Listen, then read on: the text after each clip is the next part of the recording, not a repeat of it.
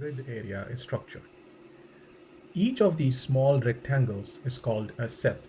In order to get a closer view of these cells, I'm going to use the zoom control at the bottom right.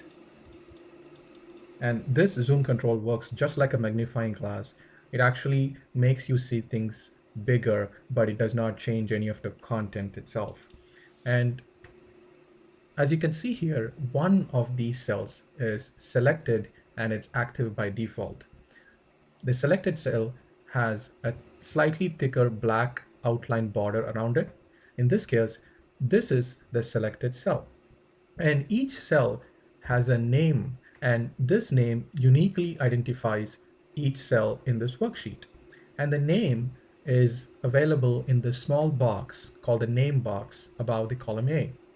And as you can see here, the name of this cell is A1. The name is based on the column that the cell belongs to and the row it belongs to. And as this cell is selected, you can also see that the column letter A and the row number 1 are highlighted. That means that this cell belongs to column A and row 1. And that's why the name of this cell is A1. Some people also call the name as address. And each of these columns is a vertical collection of cells. The columns are labeled using alphabets, and it starts with A, B, C, and it goes further to the right. And in order to see more columns towards the right, you can use this horizontal scroll bar at the bottom, and you can scroll towards the right. And as you can see here, the labeling of the columns, as it becomes Z, then it starts again with AA, AB, AC, and it goes to AZ, and then it starts again at BA, BB, and then goes to BZ, and so on. And the last column is named as XFD, and this is actually column number 16,384. That's the number of columns that you have in each of your worksheet, and you cannot have or you cannot create more than 16,384 columns.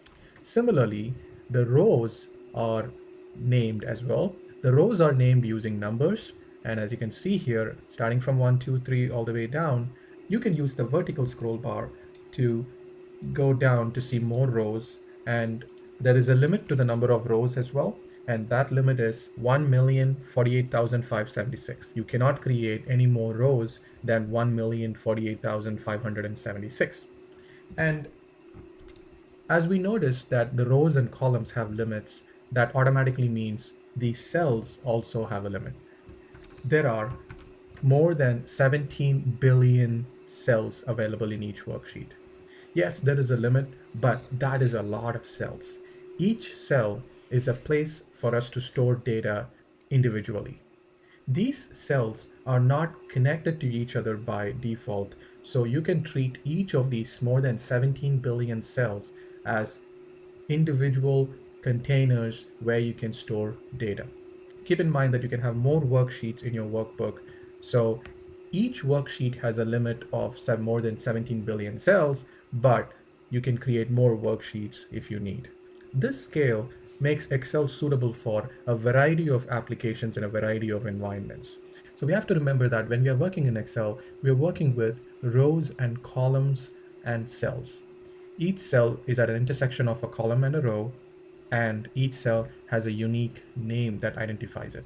So this underlying fundamental structure enables Excel to do amazing things. So it's very, very important that we understand this fundamental structure.